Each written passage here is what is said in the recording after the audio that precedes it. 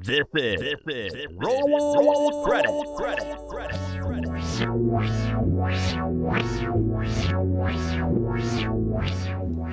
And thank you, Buckley. Once again, this is Roll Credits with me, Cap, as one of your hosts. I am Conquest, with my ever smooth voice slightly shaken up. So, Conquest, how was your day today? Pretty shitty. Lady pulled out in front of me. I bounced her about 10 feet out into an intersection. Ooh, was she in a car at least? I wish she wasn't, but yeah, she was. Would have been a little messier if she wasn't. She was in a little Suzuki Forenza, and I was driving my Jeep. Ooh. Jeep did Jeep things. Her Suzuki did cheap Asian car things. So how are you feeling? Alive. Oh, hey, well, that's all we can ask for. My head is hurting so badly. My neck is hurting so badly. But here I am. We're still recording. Concussion and whiplash for your troubles. Case in point.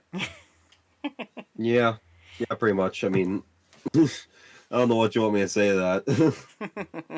I mean, not much you can say, except maybe you should go to a doctor. I'll probably go tomorrow if my head still hurts. You should anyway. You might want to get an MRI at the very least. Nobody noticed a little brain damage. Well, look at Gary Busey, and then tell me that he can. I already look like Gary Busey. Gary Busey's blonde, though. I mean, he's got that going for him. The fact that I'm brown-haired is supposed to be better than blonde? Since when? No, blonde hair is better than brown.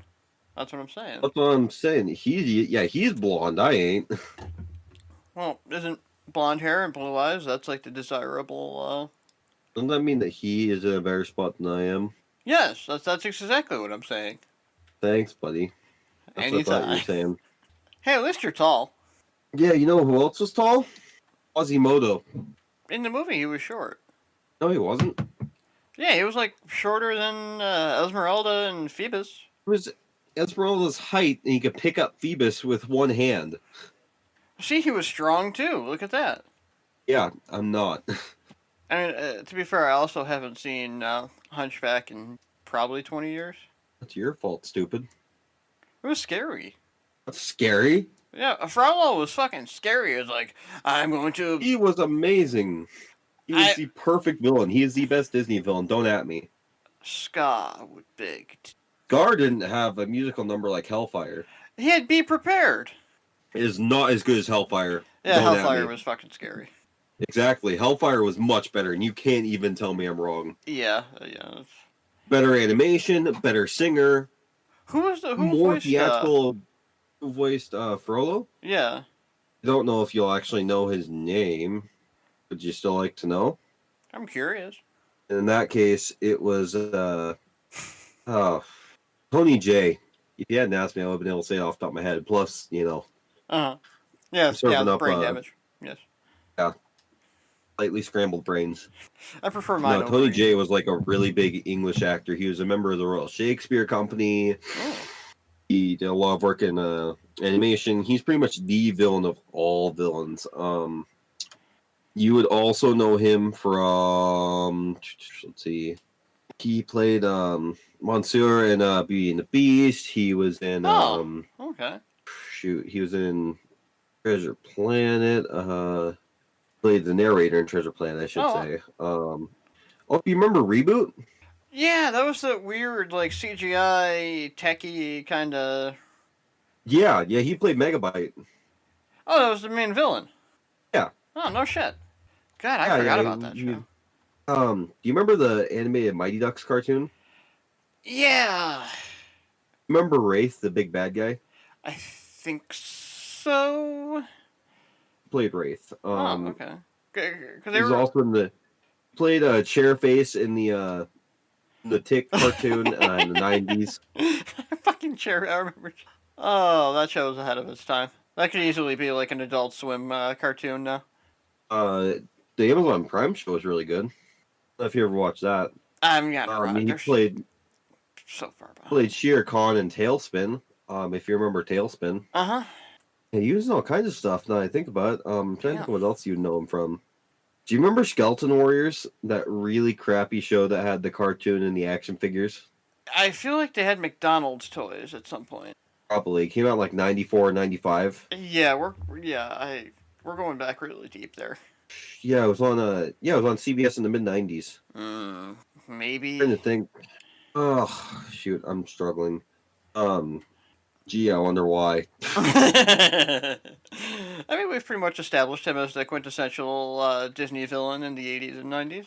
He's also on Twin Peaks. He's been on all kinds of stuff. Like I said, he did a run with the Royal Shakespeare Company. He'd probably He was be on pissed if his claim to fame is like, "Oh, you're that frivolous guy. I am an acclaimed Shakespearean actor." Oh no, he's like Christopher Lee. He's a super cool dude. Oh, I fucking Christopher Lee was amazing. Yeah, he was on Lois and Clark. Something that you probably didn't know. I don't know if have you ever seen Lois and Clark? I mean, I've never actually sat down and watched an episode. Okay, never mind.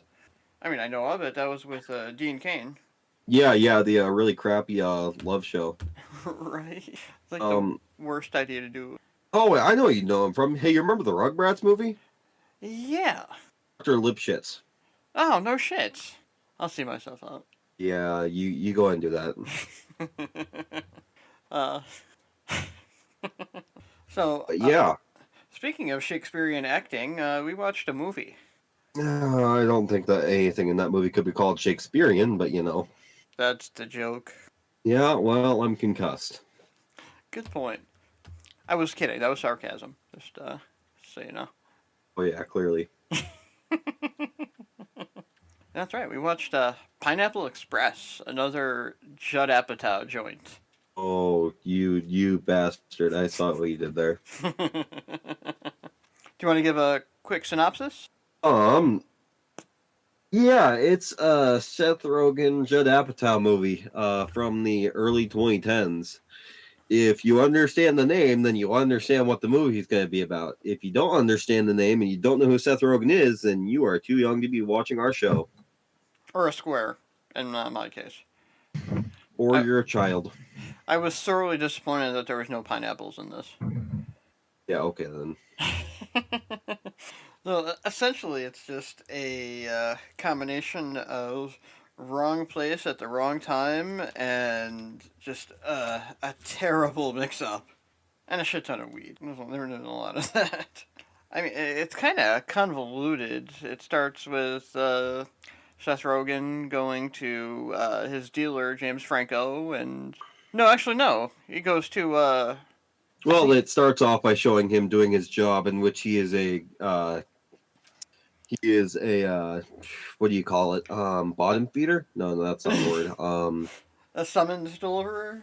Yeah, he delivers summons for the courts. So the short of it is that he smokes a lot of weed, and the whole bit is that he smokes a lot of weed.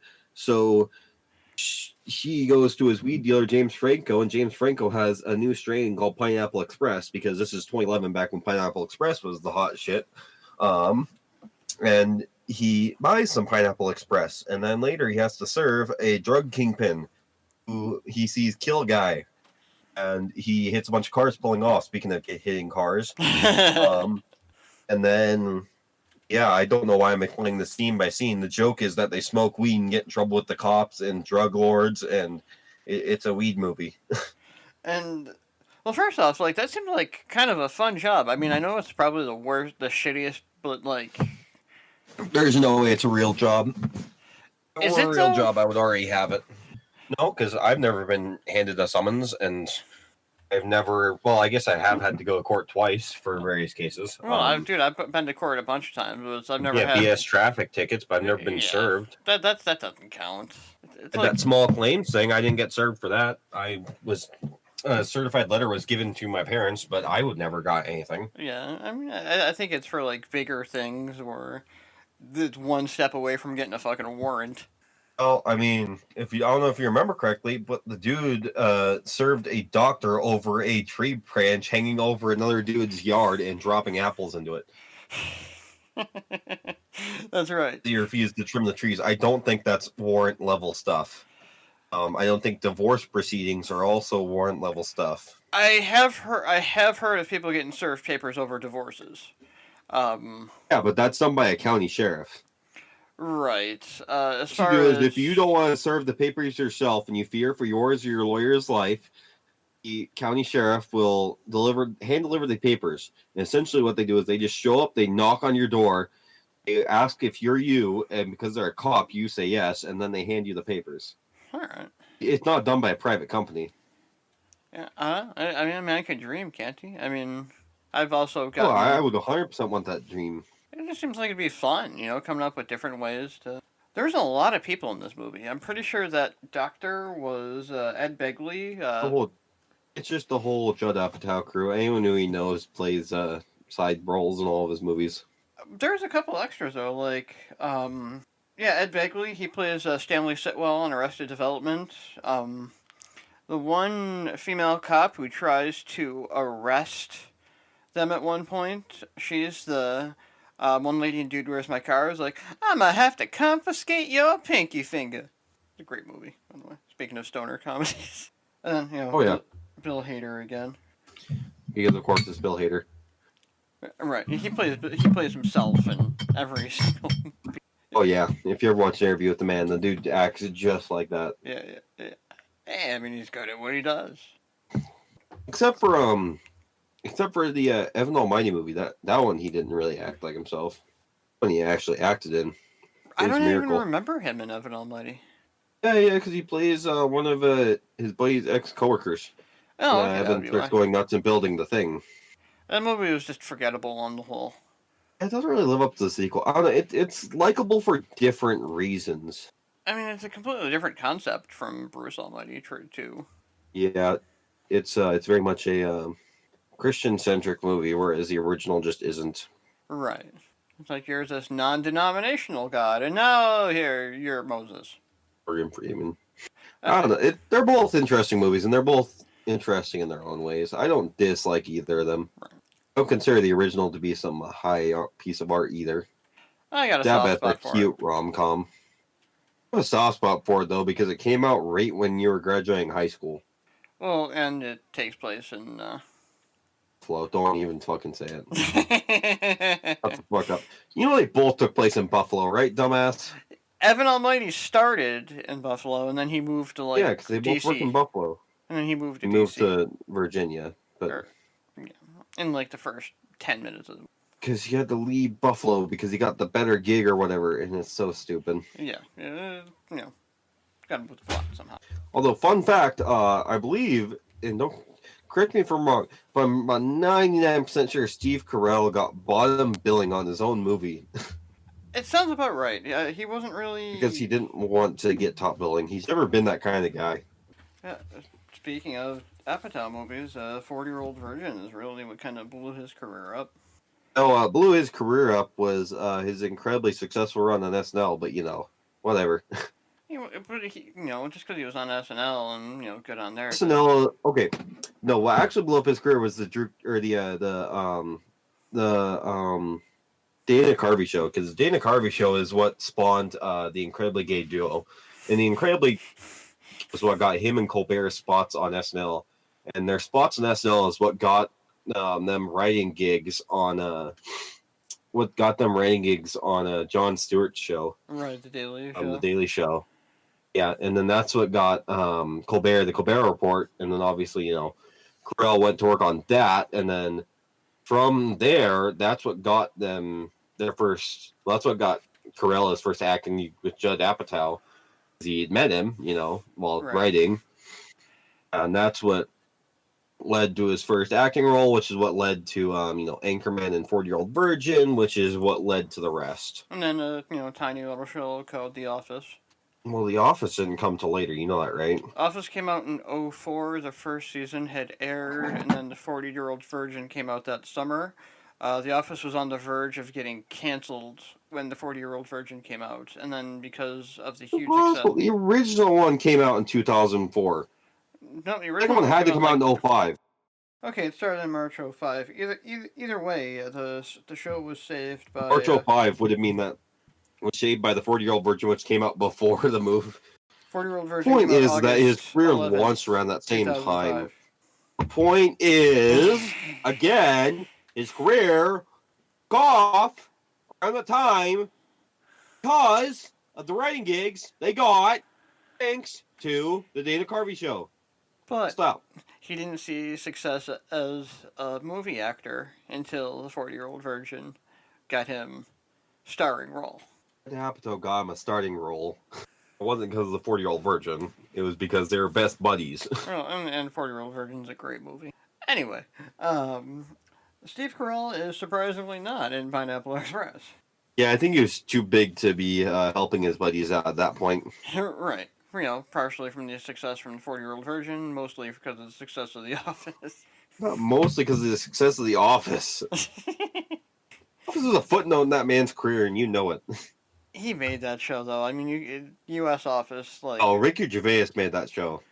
He was the only redeeming factor of a pretty crappy show, for being honest. I feel like there's a reason why it got taken off Netflix, and within 2 years, it's pretty much faded from the public consciousness. Yeah, I enjoyed the U.S. Office. I mean... Wait till you're older. It was serviceable at best. Wait till I'm older. What the fuck does that mean? A boring show is a boring show. See, that's the thing. Until you're more mature, and then you'll find it boring. I thought The Office was boring when I was younger, and then, like, once I hit, like, 28, I'm like, hey, this is pretty good. You hear how pretentious you sound? Incredibly. That's my whole point. Oh, it is a good show that most people overlook? Mr. Show.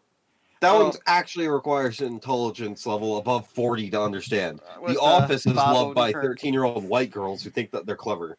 Look, any minute now, DoorDash is going to be here with my caramel macchiato frappe with extra whip, no sugar. And when that gets here... That's literally impossible. I know. I don't know if you do anymore. I am concerned about this fact. I would just like to say. Anyway. Give me a headache, woman. Another shining star in Pineapple Express, I feel like, was Craig Robinson. Craig Robinson. Yeah, he does pretty good. I enjoyed him as henchman number 2. It was... Did we really not give him a name the entire time? Yeah, they probably did. I forgot. It's probably like Dave. You know what role of his I prefer, though? His role in The Office. Yeah, I enjoy him in The Office. Yeah, that... I know it comes out of nowhere, but, like, especially because I just trash The Office. But... I feel like he's entertaining in that one. That one... Oh, you know what else? Brooklyn Nine-Nine. Oh, yeah. I can't remember his name in Brooklyn Nine-Nine. Wait, what? I can't remember his name. Judy. Right. Doug Judy. Yeah. I can't remember that. Speaking of Brooklyn Nine-Nine... bitch. Julia Trulio, Boyle from Brooklyn Nine-Nine, was also in this. Boyle. What? Boyle from Brooklyn Nine-Nine. He was also in Pineapple Express. Oh. Joe Trujillo, yeah. He's also good buddies with the group, so that's why. Makes sense. And then, of course, the drug kingpin was played by Gary Cole, a.k.a. Lumberg, from Office Space. Can't believe you fucked Lumberg. Lumberg fucked her. Maybe that's why, because the Office Space is superior to The Office. Yeah, it is. I'll give you that. Office Space is a far better movie. I love that movie. Such a good movie. Yeah, Diedrich Bader is the man's man neighbor. And then Jennifer Aniston again. She's in a lot of stuff, actually, now that I think about it. Jennifer Aniston. Uh-huh. I also think that she has a soft spot for Adam Sandler, because she's been in 2 different ones by him. Right, she was in Just Go With It? Yes, and Blended. I thought Drew Barrymore. No, that one was Drew Barrymore. Yeah. Because he was in 3 movies with Drew Barrymore: 50 First Dates, Blended, and Wedding Singer. New one. Oh no, yeah, you're right. Wedding Singer. Wasn't there some new one that they were both in? Blended, I think. Oh no, a new one. Blended came out like 2014. The only newer movie of his that I've seen recently is Hubie Halloween. Oh, you should watch The Do Over. Because David Spade's in that one, isn't he? Yeah. I really quite enjoy it. Yeah, I can get down with David Spade. Murder Mystery. That's the new one that they're in together. Netflix. Yeah, I did see that one. Jennifer Aniston and Adam Sandler. That's the new one that they're in together. I say new, but I think it came out like 2 years ago now. Yeah, I don't remember it. So Adam Sandler plays a cop this time, from New York, so he's basically got the same accent. Right. His wife is no longer in love with him because she's married to him. So they go to Europe to spark the marriage on a cruise ship, and it turns into like a literal murder mystery. Huh. I really don't remember that one. So had Luke Evans in it. Basically, imagine Knives Out, but less funny and came out first. A lot more Adam Sandler. That's probably why I don't remember it, because I saw Knives Out more recently, and that just kind of plugged Yeah, it that came out hole. like right at the same time as Knives Out, but Knives Out came out that fall, and yeah, Knives Out came out that fall, and the other one, or the Adam Sandler one, came out like August, I think, beginning of August, something like that. Yeah, I didn't see Knives Out till like I mean, middle of last that year. being said, Rian Johnson had that concept going back to like 2005, and there's Right. interviews of him talking about the movie like way back when he was doing Looper.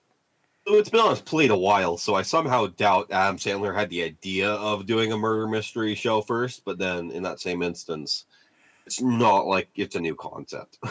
Adam Sandler just churns out whatever he feels like. Yeah, pretty much. I once heard a famous interview where he talked about how he pretty much chooses his movies based on where he wants to go to vacation for the summer. Right. Which Oh, also no, he actually said that. He said that for a while there, he was basically picking and choosing spec scripts based on where he wanted to go for vacation that summer.